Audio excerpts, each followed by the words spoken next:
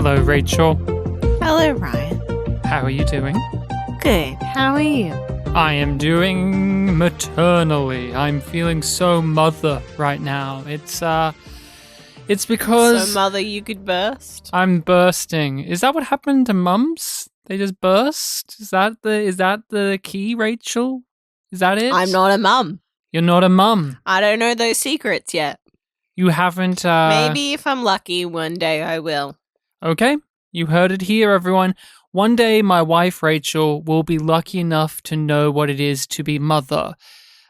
Step 1, make sure a mad tyrant puts a bomb in the center of your home planet.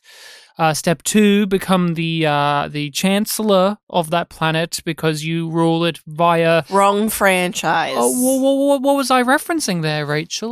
You were referencing Star Trek Discovery, which is where we get the name of our podcast from, but it's not what we're talking about today. It is not what we're talking about today. You and I on our podcast, known as Podcast. That's what it's known as. Is that what it's called?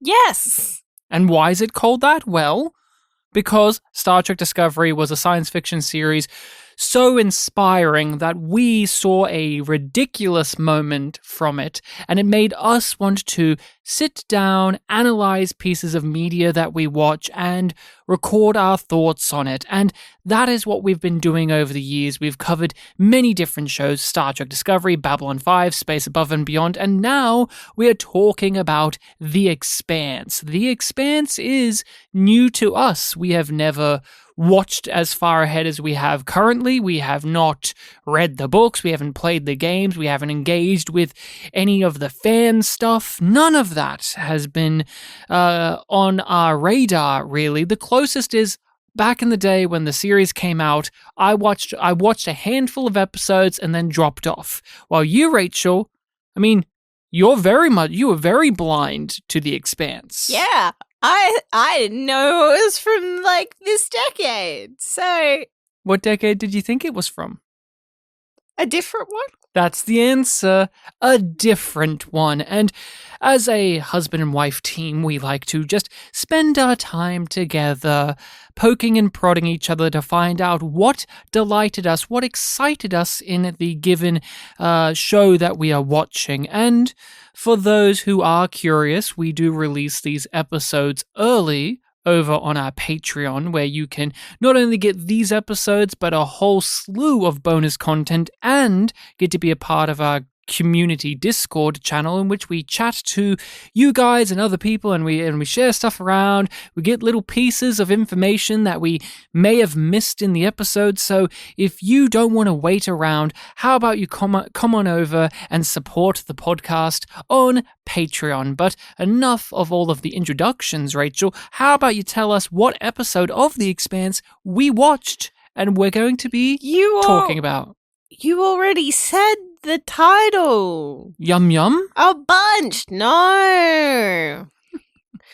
No, this episode's called Mother. We are up to Mother, which is in what season again? How far along are we? 5. Okay. 5 months into the pregnancy of being a mother. Rachel's now rolling her eyes and giving me a sigh. Oh, please don't make it that maternal. So, what episode number is this, and what does IMDb have to say about it? Episode 3? And you say IMDb. I say it's the same on the Blu-rays.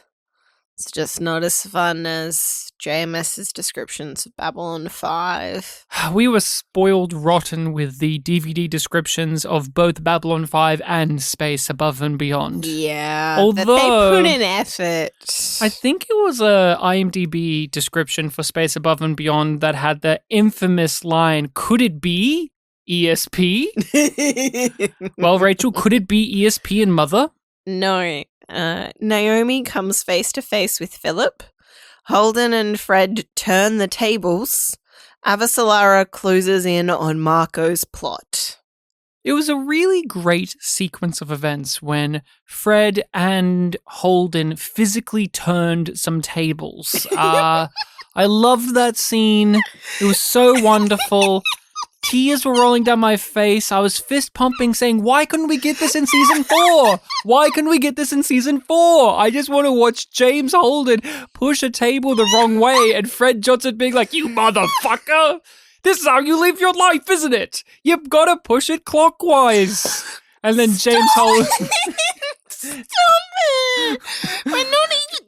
That's what Holden... for me to be this... Emotional? Yeah. Holden was screaming, stop yelling at me, stop it. But that Mr. Johnson, he was a bit of a meanie guy in this. We've handled terrorists on Tycho before. This isn't a bunch of idiots bashing in doors. This is a well-organized attempt. I can see what the fuck it is. I've been doing this shit a hell of a lot longer than you. We bring the yum perspective. That's part of what we offer to the yumlings. That's the listeners. Listeners, I don't abide that word. I don't know what listening is. I know what yumming is. Oh, fuck off. Fuck off.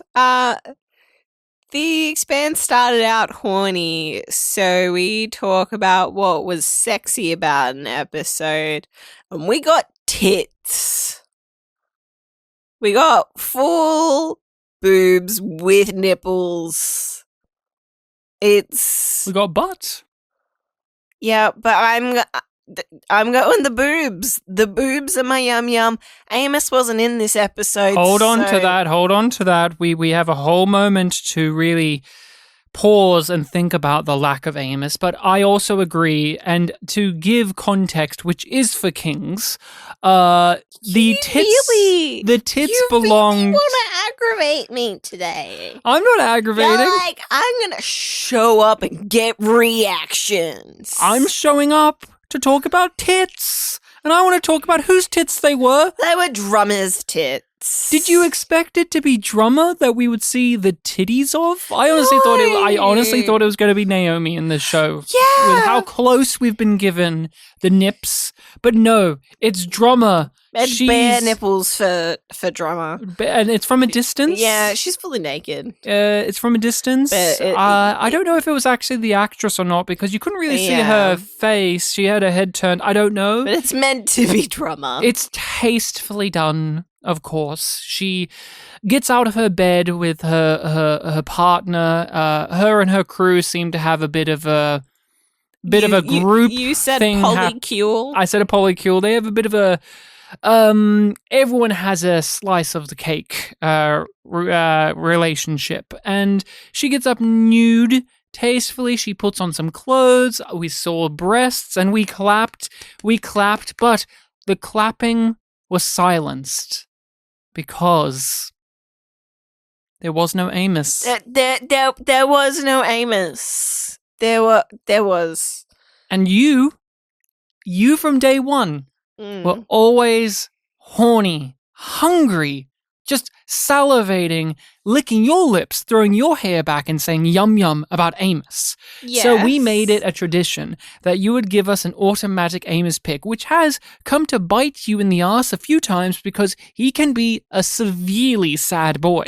Like he was sexy but also a sad potato last time. And I have often said, what will you do if there's an episode without Amos?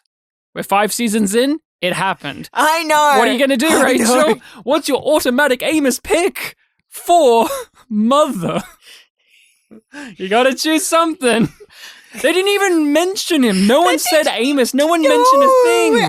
Where's Chatham's name in the credits? My pick is the fear boner I got at the end, thinking about how Amos is on Earth, which gets hit by a big rock. Yeah.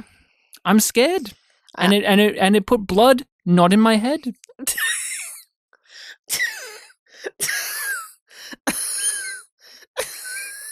Get a puffer, Rachel. No. We have a lot of high energy. Or as we like to call it, yum yum energy. about this discussion already. So how about you tell us all your thoughts on Mother? It was pretty good. It's not like the best episode of The Expanse, but it was solid. I thought so as well. I thought this was a very neatly put together episode. Well paced, well constructed. It didn't have a thing that's was like, oh god. No, there was one or two things that I wasn't a fan of. I think but this is plot-wise, I didn't have a whole thing that I was just like, I don't want this. There were scenes or some moments that I was like, I don't want this. Mm-hmm. Well, this way. That's No, definitely thank you. your perspective. I don't know if I share that 100%. There is a certain plot line I'm really not invested in. But yeah. There's one that I don't care about, but I'm fine with it because it has purpose. That is a huge improvement from where we've been with the series. The bar is no longer under the ground. Hey, those plots had purpose. They telegraphed the purpose really early and then wasted your time. But enough bashing of season 4. I thought this was a well-constructed episode. I think it's a great extension of what we were doing last episode, in which you're really getting spotlight on an individual character and their emotional journey, and the other plots are taking up time and space. They get their little spurts here and there, but they don't feel like they aren't getting the attention that they need. But they aren't taking away from the main purpose of the episode, which in this one is really, it's a drama episode. Hold on to your seats. Mm-hmm. Because I have an analogy. Okay, I'm holding on to my seat and Holden is pushing a table. Go. It's like they're finally sort of understanding the orbits of the characters. And instead of trying to fit them all in together or line them up perfectly, we're orbiting this character and then we're going to the next one and then you know what I mean? Oh, of course I do. Of course I do. And I feel like that is much better this season than it has been in the last couple even. Last season they were very much grouped together, so you didn't get much one-on-one time with characters and feeling like you're sitting with them as individuals. In The Expanse, there's not many episodes previously that I would describe as this is such and such's episode.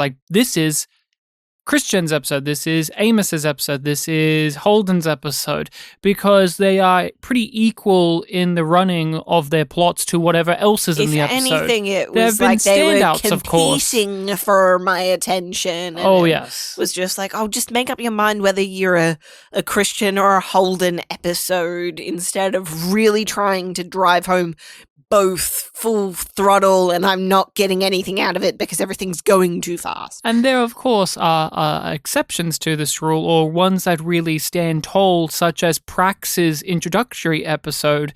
Paya was really well done in letting us know who that character was and why we should invest in them going forward. Forever love Prax. And Anna had a few episodes like that too throughout her run. And of course, Havelock, he had a great episode where he survived. Don't Getting impaled.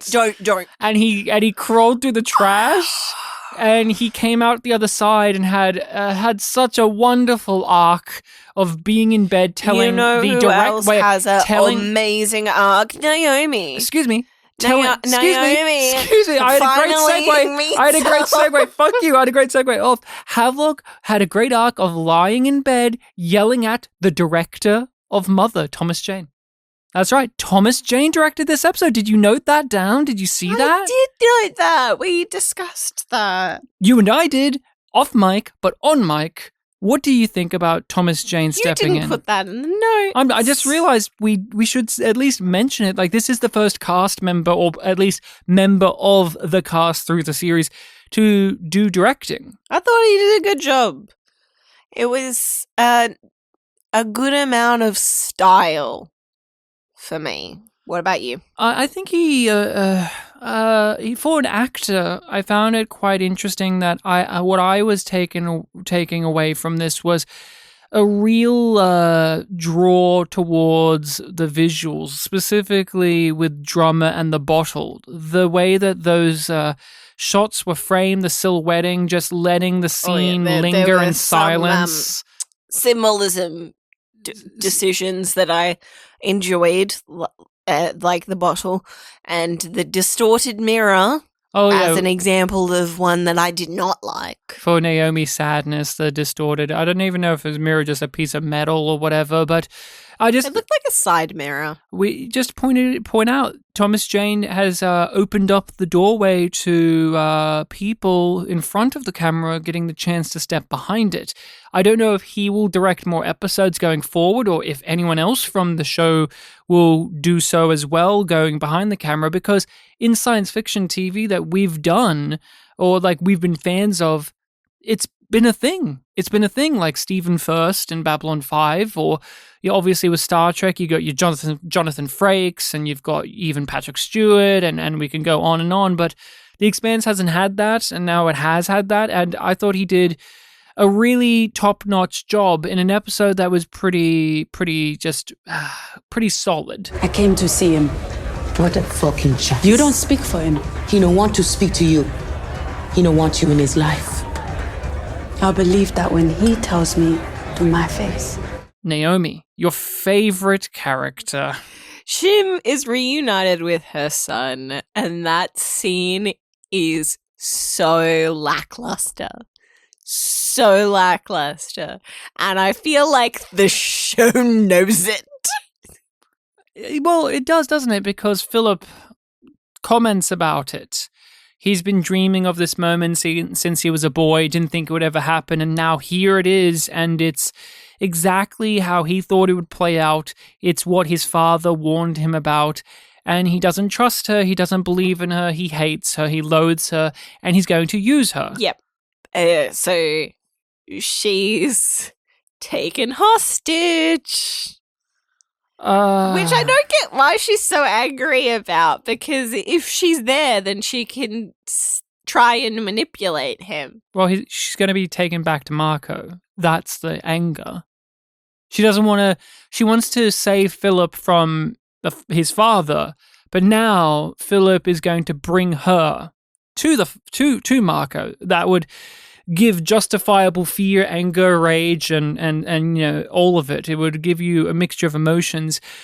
Naomi, we didn't see her last episode. She's here, and before we even get to see Philip, she bumps into some old friends, some people that she has a history with. We were wondering if they were her parents, just because they have this kind of paternal bond with her, but it's kind of evident as the episode goes along that that may not be the case, and They have this history together with Marco as well. It makes me feel like, and this is again through just the acting more so than strict dialogue, that these people used to be the gang that Naomi was running with when she did all of those horrible things that made her eventually cut off her ties. In with Marco, and they're like, we never thought that we would see you again, and she talks to them, and that gets the message to Philip. I have to put on the brakes now, because I don't have anything to say about Naomi's plot other than what happened in it. I didn't find myself compelled by it. It obviously didn't take any twists and turns. You knew that this was going to happen. And the fact that she didn't expect this to be the case is even funnier. More after she's just like, I have a ship for you. Yeah. It's just like, come kidnap me. Yay! When she said, I have a ship for you, I'm like, he can take it and use it for nefarious means, Naomi, you idiot. Like, This is a sadness to me that I want to love Naomi as a character. I really enjoyed her in the first season or two. That it's not going to happen for me and Naomi, and that's fine. What do you want to discuss about this plot in the episode? Oh, I have nothing to say. You have nothing to say, but let's at least vent a bit more about why it is so lacking for both of us, because there are other plots in this episode that take up a similar amount of time that we probably enjoy more.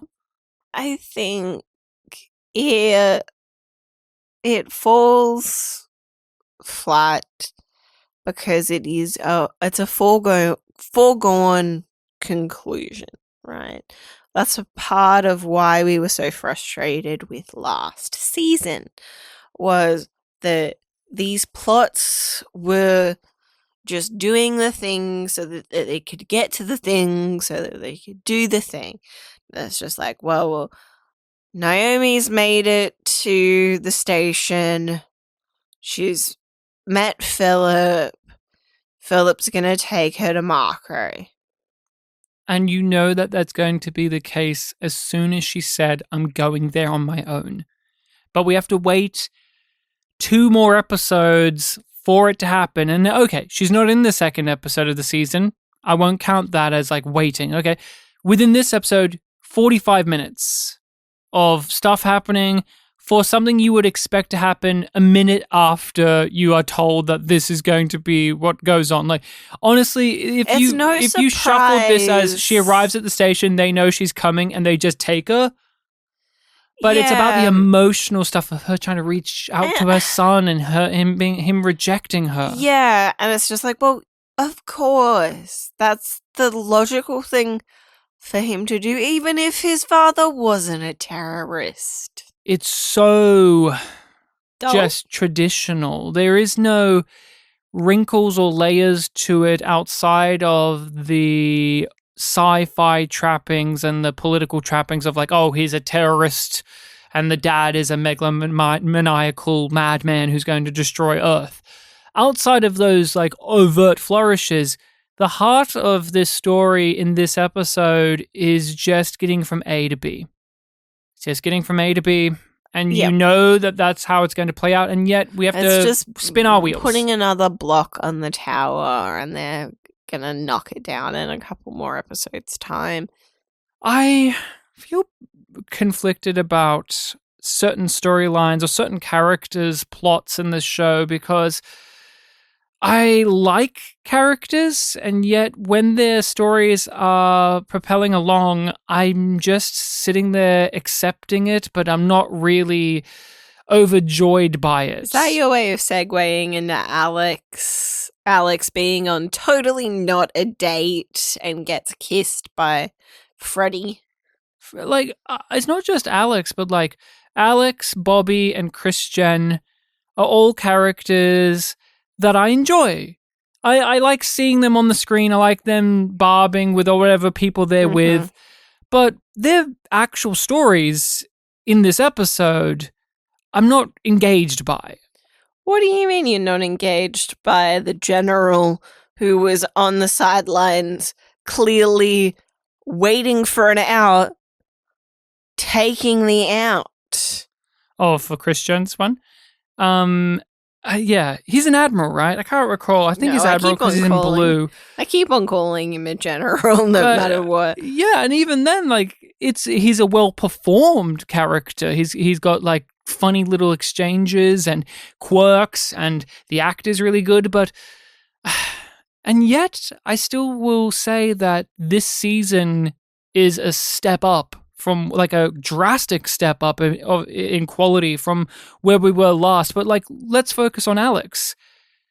His story also plays out exactly as you expect it to as soon as it starts. Oh, he's cocky. His ego is getting blown up by Freddy from Hannibal. He gets drunk. He shares too much information. People beat him up to get more information out of him. Bobby saves the day. They have a plan to track down the conspiracy further. A to B to C to D to E, on. And it's doing this thing so that it can do this thing so that they can do that thing. And yeah. But I was more interested in the conversations that they were having at the bar than the one that Naomi was having with her son.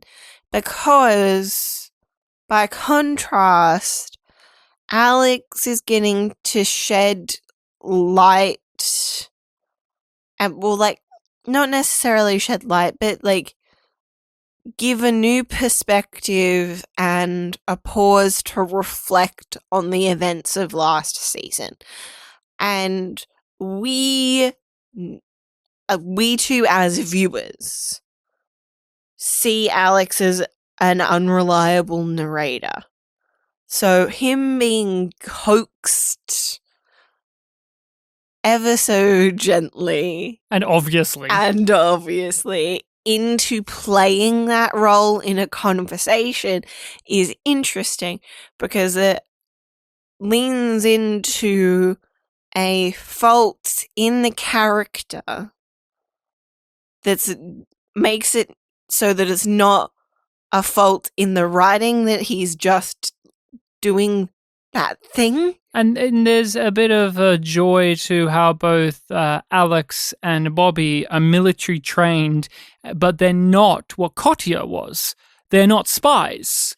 They're not infiltrators. No. They're not people who know how to schmooze and blend in. They stand out like a sore thumb, and as their reputation grows, that's more obvious. And so Alex is blundering his way through this like mission that he's on. He's not good at this stuff. He's good at flying the ship. That's what he's good at.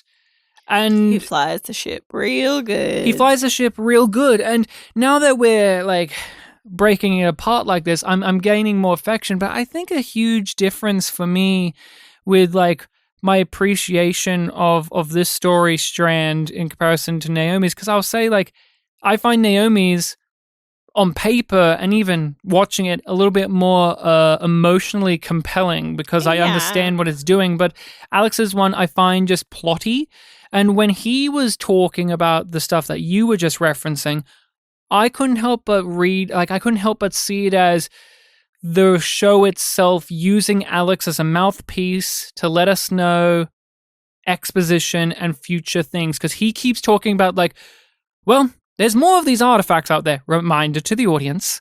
And thank God that there's no blue goo around, we the audience know there is, that anyone could grab to activate these things, because God forbid if that happens, okay, that'll probably happen. Like, I kept thinking of it through that lens because there was no other meat to his scenes for me. It's not like he learned anything from Freddie Lowndes that we didn't already pick up upon, except for a name of a ship. And then Bobby says, oh, that can help us. Yeah, but I'm still suspicious. I feel like she's in on it, so I feel like it's going to be a trap.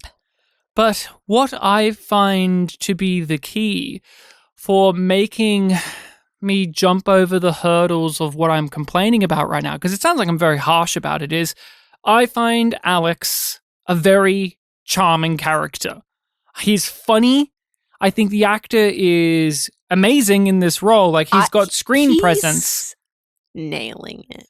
Bobby too. Like, Bobby has the screen presence. The actress brings it. You get some fun action scenes. You get intrigue, they did but good job casting the two drop kicks that the two drop Martians. Him. Yeah, bottom feeders. That's what the police officer calls them. Yeah, but how do you feel about like Alex's stuff and Bobby's stuff? Because I know you've never been the biggest lover of Bobby plots, but now Alex is thrown into the mix. I am enjoying it more, having them paired up together. I like the banter that they have in the hotel room, and I like this is more of a comment on us, but I really liked that we were like, oh, she's going to get the suit. Mm-hmm. Yeah, she's going to get the suit. She's going to get her armor. She's like, oh, I got to go grab some stuff stuff. And it's just like, You've just been attacked, but I'm going to leave you alone again. yeah. So I can get I some gotta go stuff. pack. I gotta go to the armory that I have that was funded by the ex. Secretary General, Yeah, the Of ex Earth. head of Earth. And with Alex too, they keep managing to sidestep awful plot points for him. And it's the same plot point style, which is in this episode and last season, we were really worried he was going to fuck things up because he gets horny and flirty Yeah. and makes things awkward and cringy and terrible. But it looks like he's gonna leave before his kid gets back, which was a prediction of mine. And he had an interesting little reflection of he kisses Freddie Lowndes from Hannibal, Mhm. and Yeah, he still that's why I remarks. called her Freddie earlier. Yeah. By the way. He remarks later that he's like, I don't think she's interested in me, and I'm like, that's the boy. I mean, he's wise enough to pick up that it's a ploy, that it's a trick, Yeah. that she's using him. So Yeah. Alex is a character that even through the bumblings, we can still see that he's not dumb. Like he's not No, a dumb. I was just like- dumb. He's just out of his element. I kind of played with that a little bit in my head. Is that him knowing that she's like that's a ploy on her part, and she was just fishing for information, Or he's insecure. Yeah. Both work though. Yes. It's better than just him being like, golly gee, there's nothing suspicious here because she's a hot lady who gave me a kiss. So Bobby, I got back a down. boner, so there's no blood in my brain. This could have been much worse. It could have been so much worse. We talk But about that same goes for Naomi's plot. Like that could have been much worse too. No, exactly. I loathe so much. It's a stock standard story thing of characters become idiots because they're horny. And it was one of my least favorite things about Strange New Worlds, an episode in which Captain Pike is just such a prick because he's horny. And Alex, although could easily be made into that type, they really haven't nailed him into it. And this episode really could have given us that, but he hung on by the skin of his teeth. He was wiser. He was drunk. He gets beaten up. He gets drugged, but he still manages to like do his best. Like when he's drugged, you can see in the acting, he's trying his best not to, but he is drugged. He is drunk. He is woozy. He is dazed. All of these things, all of these little nuances of the characters and the performers just being delightful make this much more of a pleasure to watch than just checking off a box in the list. Looks like we shook the right tree. Yeah, well, the trees ain't supposed to shake back. What did you learn from Babbage? She's not really into me. Well, homicidal, not your type. That's a struggle that I felt with the Holden plot a little bit as well, because the beats within that, I was just like, well, they're not going to get an actual lead yet because the pacing of the plot and the music in particular told me that they weren't going to be successful. Like the way that they set up that shot when they open up and it's just like the two people that were going to be their lead are dead already and like long dead. And it's just like, well, it was too easy for them to get that information, so of course it's not going to be that. And they're going to end the episode with getting some form of information. And, that's what happens. Oh my, Holden, don't turn that table. His story, I give a lot more credence to because it's a bigger overarching thing. Yeah. It also tickles my kind of tastes, sensibilities and tastes because it's a conspiracy, it's planning, it's getting defensive, it's underestimating your foes and them underestimating you. And it reminded me of Star Trek 6, which is my favorite Star Trek film. When they were going in, I'm like, oh, the bodies are dead. Yeah. And May from Star Trek Discovery is clearly the one that killed them. That's my lock. Yeah. because she's the one that like pulls up like, oh, it's these guys. And I just think she's in on it. I think she's in on whatever the thing is.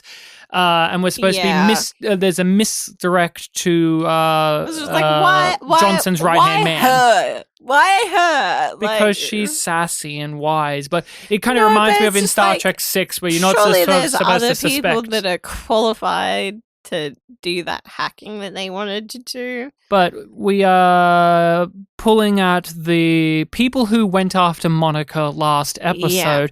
And let's just focus on that element, I guess, of they discover who these two... just walk away from her. And she's just like, don't leave me out of this!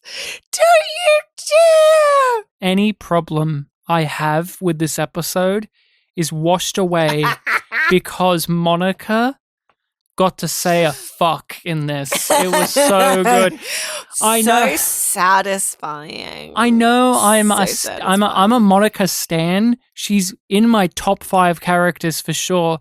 I know that's the case, but there's just something about the 2 episodes, like the first one and this one, in which she gets a moment that makes me go, well, this episode's a yum yum. And it was that because what happened is she gives her exposition, which she reveals a whole bunch of stuff, and we will obviously unpack that. But what I want to focus on is she gives us the exposition, she gives us the plot for Holden to deal with, but then Holden and Fred look at each other, give each other the silent nod, and then walk out. And she's like, what the fuck? Like, I should be brought in on this. I deserve it. Wake the fuck up. This thing's out there bigger than your egos. Like, you fucking... They close the door on it and you can still hear her. I love that detail so much. So much. Like... And it's a thing, and it's a great comedic beat because it works on 2 great levels of... Obviously, it's very funny, but you also understand where all of the characters are coming from. Like, Fred and Holden got the information they need. Now they have to act on it. They don't have time. But Monica is rightfully pissed that she's not being brought in on it. She's a character that I want to ask you this.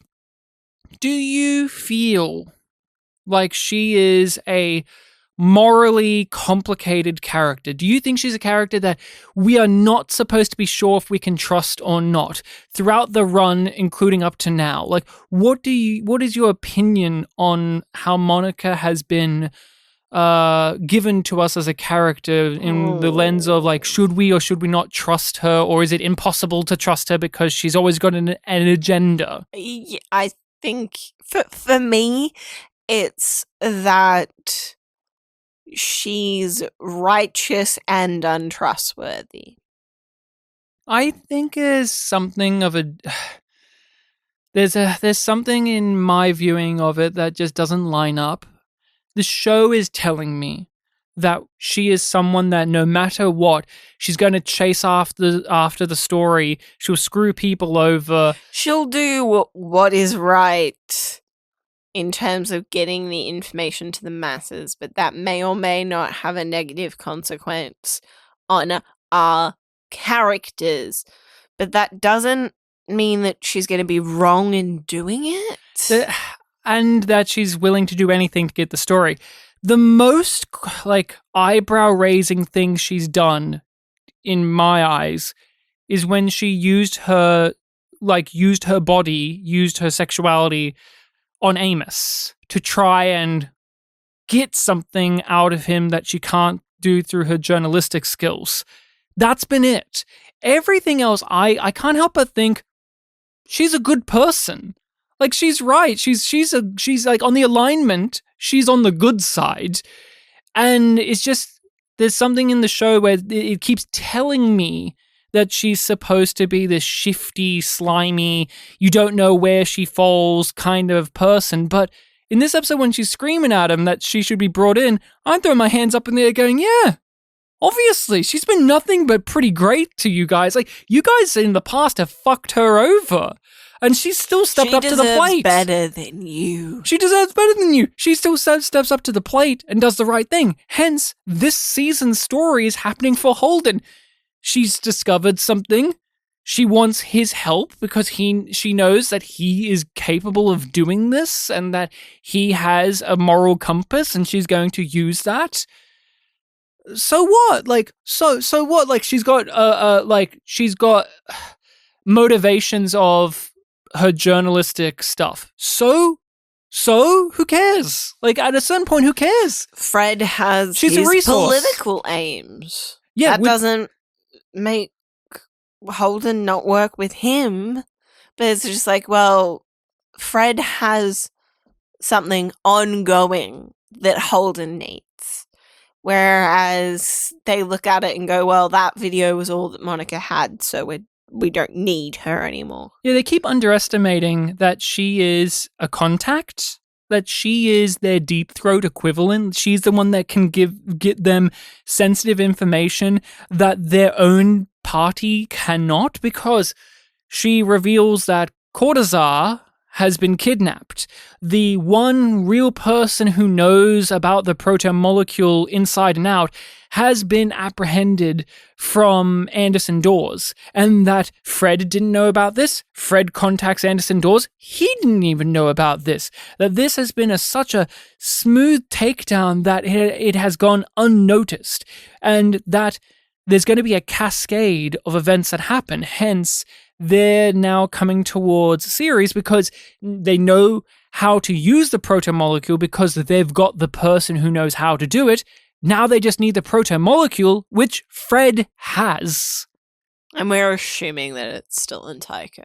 Yeah, and we're assuming it's still in Tycho, or at least if they can get to Fred, they can most likely get to the proto-molecule, whoever these insidious forces are. And I was thinking in previous episodes, is it a classic, it's just Marco and his lot, which it probably is, but I'm still holding out hope that it's just Anderson Dawes being a slippery son of a bitch who's backstabbing and doing stuff so that he can just seize complete control of things, but I doubt that that's the case because he's not in the show anymore.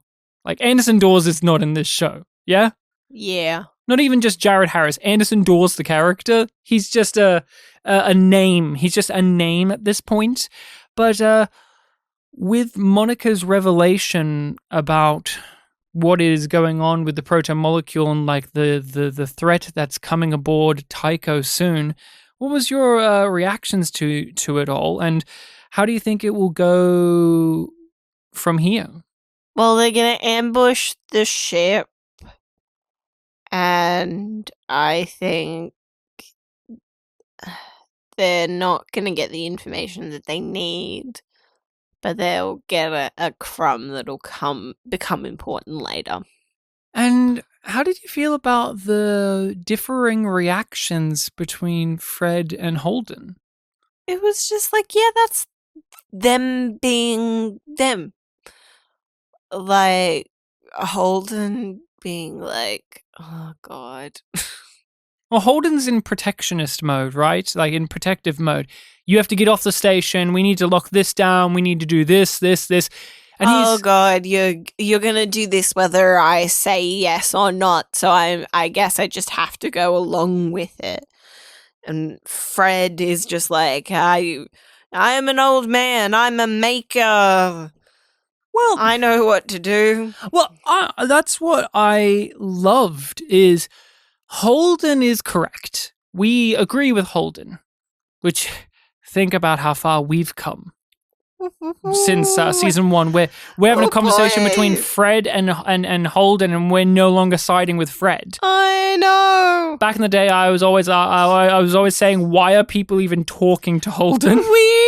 We had growth, and Holden had growth, and Fred has declined, but in a good way. But it makes sense that he's a static character. But what I love about The Expanse is when they get it right, they get it right. And this is them getting it right of not stacking the deck against the characters so that the other one is correct. Because Holden, we agree. But then Fred brings up the clear as day thing of, do not lecture me. Do not parent me. Do not treat me like an idiotic child. This is my fucking life and job. And you remember through just that delivery in the actor's voice, that's right, this is a fucking military man. He's Colonel Johnson. You know, he's not just some like chump who's managed to get in charge of everything. This is a person who's had to make... He's not somebody that calls like this. Fell into it. Yeah. He pursued it, secured it. Unlike Holden. And so... who just happens to find himself in the middle of things and presses buttons. What'd you do? There's a button, I pushed it. Jesus Christ. That's really how you go through life, isn't it? What did you think of nipple to breast ratio on Drummer? Very... Rachel, we're out of the yum-yum moment. These were the questions you had to... These were the moment... that was the moment where you had to ask those questions. Important. These were the moments. I wasn't expecting to feel as much sorrow when it came to Drummer's plot because it started with tits. But then I'm like, Thomas Jane / the writers really went, we're going to make her vulnerable. She's not, like, to the point where it's just like, she's not vulnerable when she's naked. That isn't the moment of vulnerability for her. Not fully. There's a moment later where she gets up and she has the sheet on and she's looking at the bottle. But Drummer is a fan favorite character, clearly. We've liked Drummer. I don't think either of us have ever put her up high in our list of characters. She's always been really reliably great. Yeah. Like, we enjoyed Ashford a lot more openly and he was a foil to her. Enthusiastically. But I really liked her in this episode, and it kind of makes me sad. It feels like this is her leaving because she says no to this plot. And I made the comment afterwards that I'm fine with her saying no to this. And it doesn't annoy me the way that it does when Bobby says no to things. Why is that? Like, we Because bitched it about it last feels- season. Bobby said no to the plot she's currently doing. Yeah, like, Bobby says no because she's not ready for the plot to happen.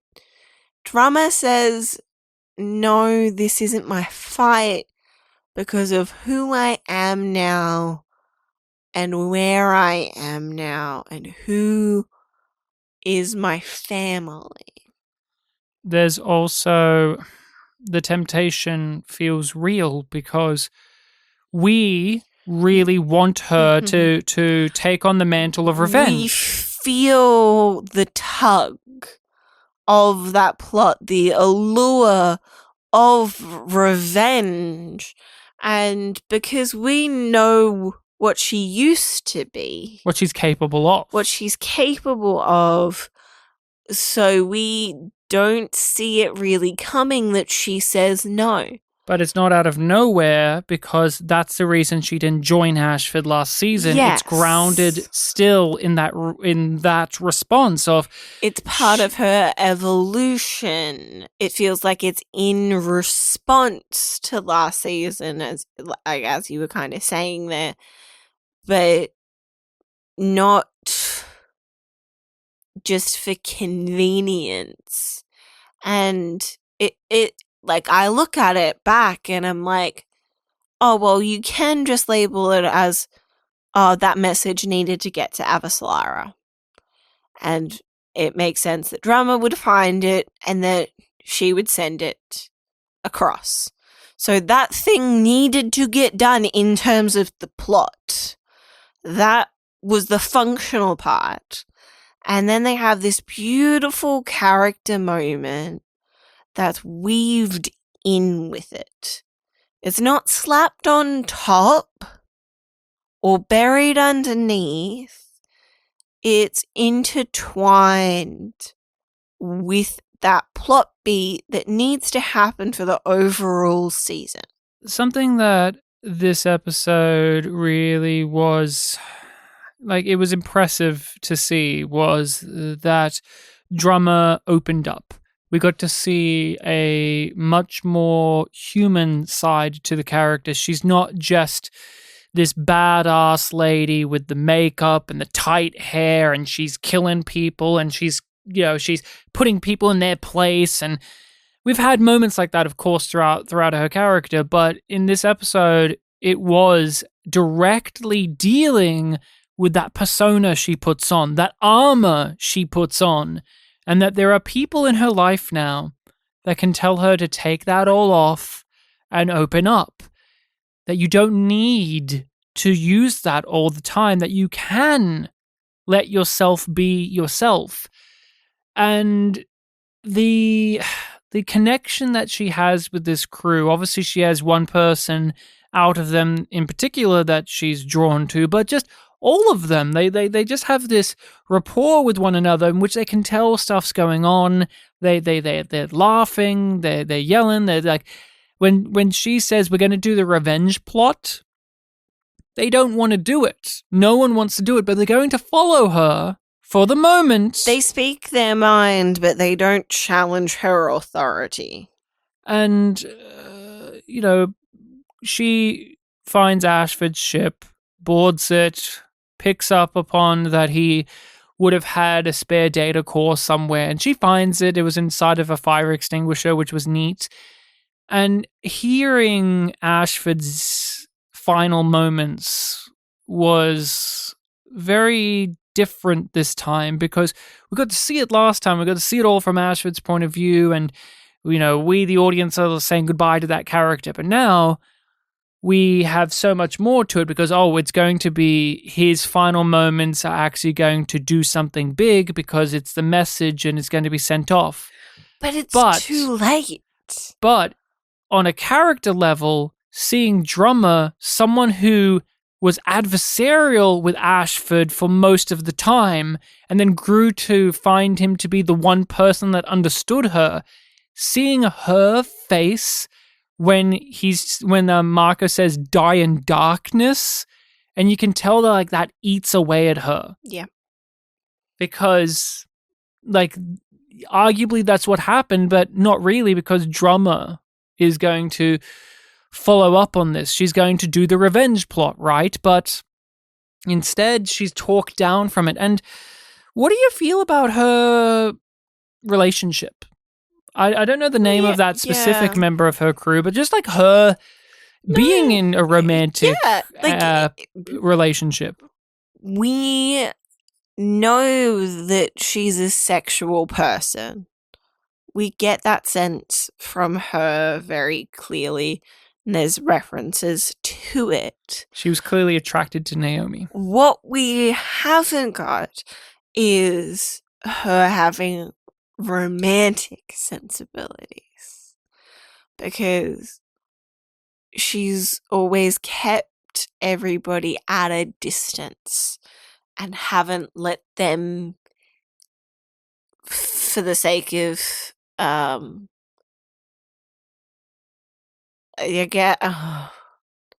gonna use the cliche because I can't think of anything better right now, but she doesn't let them into her heart.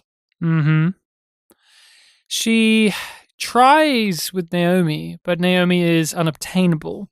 Yes. Naomi is in love with Holden, but also Naomi doesn't feel that way about Drama, but maybe she does. And we got in season 3 I don't know, I kind of liked it, kind of didn't. Drummer who is in love with someone she can't get with. Now she's in love with someone she's with, but she's being drawn away from that because there's a plot to happen, right? But this person, this woman talks her down from that, and just being able to have Drummer who can be very hard-headed, someone who will speak what's on their mind, to see her so vulnerable. I really like the scene in which she was saying, oh no, it's not about revenge, it's about money. And you can just hear in the voice that she can't even get through saying that as if it's real. Like she can't even lie about that. She's like cracking through that. And yet when you think of drummer, what's some of the things you think of? It's like this monotone, stoic delivery. But in this episode, all of that's really stern. She's so often stern. But this episode really strips that back. No, and her grief feels real and grounded and vulnerable, and not in a way where it's just like, oh, that actress is getting her moment to shine. And it's like she's getting to embody this character. I gave him this bottle as a send-off, but he told me to hold on to it. He said we'd drink it together when he returned. If you'd have gone with Ashford, you would have suffered the same fate. Or maybe this bottle would be empty. Christian's so manipulative in this episode, and I fucking love it. I fucking love it that she's just digging those nails in, trying to get somewhere. She's just like, my lost friend, don't leave me. You know I'm right. Don't leave me. I'll ask this. Is it manipulation or is it desperation? It's desperation. It's desperation that's causing her to try and manipulate.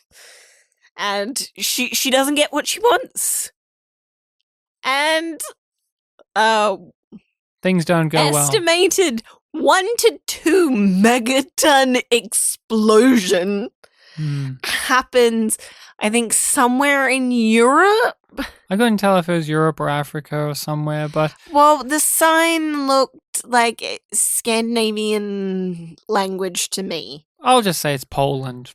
Can't go wrong with Poland. One thing I want to just say before we really discuss how the episode ends, with Christian, you feel bad for her because she is correct. She is right. She's like she knows what's happening that message to her husband. Oh. And she's reached that stage where your career livelihood is irrelevant because the literal life of the earth depends on doing the right thing. And she is correct, and she's trying to convince the Admiral, and she's trying to convince everyone else. Correct. There's no question. And so does he, and so does she. They all know. We are on her side, and the fact that she's right and it doesn't matter makes it so much more interesting. And yet, like when I was talking about Holden and Fred's disagreements and how you understood why both parties involved were approaching things the way they were, that this was not stacked against the characters in a way, I feel the same about the Admiral. I know why he is doing the things he's doing. I know why he believes the things he believes, and I know why it's difficult for him. He's trying to walk away. He's trying to walk away. He did his part, and it wasn't enough, and he's not willing to let all of it go for what could be something that isn't right, even though he knows that it's true. He's deluding himself, and Christian is left there flailing, unsure of what to do now, because she's lost her one last friend, her one last road, her one last ally. She's burned the bridge in front and behind her, as she says. She's burnt all of them. And it's like, yes, you have, ma'am. Yes, you have. And yet you feel bad for her. Yep, and then you see her trying to rebuild the bridge. She contacts that family of hers. I love the whole mentioning of, oh, so great to see our daughter, that amazing character, Shanti. Remember when we first took Ashanti to the moon and her eyes, got all big? And yeah, but you really raised her, I guess. Not me. Like, I helped a little bit, maybe. Yeah, it was really poignant, actually. They have the image of the actor from season 4 of her husband. he's not here in this season or this episode, thus in the season thus far, not in this episode. But I thought it was really poignant that she's speaking just to a blank image of him about these fond times, but really she's just speaking to herself. She's grounding herself. She's reminding herself of when things used to be good. And he doesn't need to be there for that. But then the harsh reminder of, well, I wasn't always there because I was working. I was doing this stuff. Back then, it wasn't for things that actually mattered like they do now. Like, that's the difference. Like, back in the day, she used to do all of this political wheeling and dealing to, getting to pissing contests with potential foes. And all of that, I mean, here's something to chew on. All of that, all of her past, doesn't it all help to add up and contribute to the things that she's now a hero for? Yeah. Because she was a part of the system in place that made it that this instability in the system at large has gotten to this point. Yeah. So can you still feel sorry for her? Yeah. Why? Because her having all of those things that make her more interesting and add depth to her, because she doesn't have to be one thing. And because throughout the course of the seasons, we've seen her deprogram and demystify the things that she's believed in. I've got to put Earth first. She's learned better from what she used to be, but what she used to be... She's not making the same mistakes. What she used to be and what she used to stand for has long-term consequences. And this is an example of that. Marco and the OPA and the Mars and all of this has come to bite her in the ass. And same with everything that she did in season 4 when she was driven by ego. Now, although we didn't think it really worked in season 4 of how they portrayed it, if you remove how they actually portrayed her downfall in season just 4, the facts of it, and you just accept it as it is, like accept it and see how season 5 is following up on it. It's very well done, season 5, with her. Yeah, it was great. And with she gets the message from Fred Johnson because Fred got the message from Drummer. Yep. Fred did the right thing and sent it off to Christian. And Christian gets the message that Ashford recorded. Oh, she's going to do something about it, right, Rachel? It's going to be all good? Too late. We got the countdown update that it was like 20-something hours at the start of the episode. And I was wondering, is it going to be too late? Because it's a ballsy fucking move to do that. It had to happen. It felt right for this show, but in so many shows, like it wouldn't. They've avoided it too many times. They've had too many near misses. Too many times has it been Earth is in jeopardy. Mars is like the system is in jeopardy without it actually having consequences like this does. Yep. The first asteroid hits Earth. Who knows how many more will hit before things can get fixed up or who knows. And Christian, she was too late. Everyone was too late. People were trying, and that's where the tragedy comes in. A man who's fish watching? I think he was just like having a watch of like the sea, and he noticed the fish were acting and his weird. glasses kind of like told him what kind of fish they were. Oh, yeah, I didn't notice that fact. Well, that's what I thought it was. That's why I was like fish watching, like. Sure, but what happens is wherever he is at gets hit, and people are dying. And my first thought was obviously, what about Amos? He's on Earth. Yeah, where's Amos? Not only is Amos where's nearby? Amos, but like, how is this going to impact his story going forward? Because Yeah. he must live, clearly. Yeah. And if the next episode is going to be more asteroids hit Earth, What is he going to be able to do to help them? Because Christian's on Luna, so it's unlikely that she'll be able to get to Earth. So Amos is stuck on Earth. Stuck on Earth.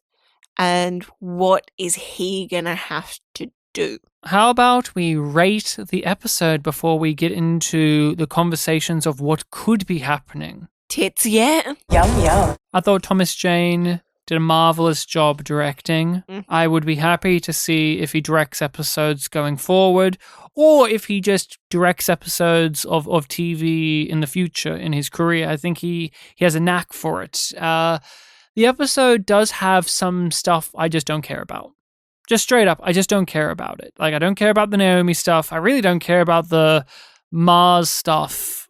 But the other things in here are so good and so wonderful, and even the Naomi stuff has good performances in it. Like, we haven't said it, but like the guy who plays Philip, he's way too old, but he does a good job. But he does a great job as this character. Like, we haven't got too much of him, but he's really good. Like, I believe him as the son. Okay, I believe him as the son of Naomi and Marco. Yeah, like his performance. Wise, I feel it more than personality wise. Well, we'll have to see how it all shakes out with him. But because Monica got to say the F word in this one, I'm giving this a yum yum. Yum, yum. What episode are we going to be watching and talking about next?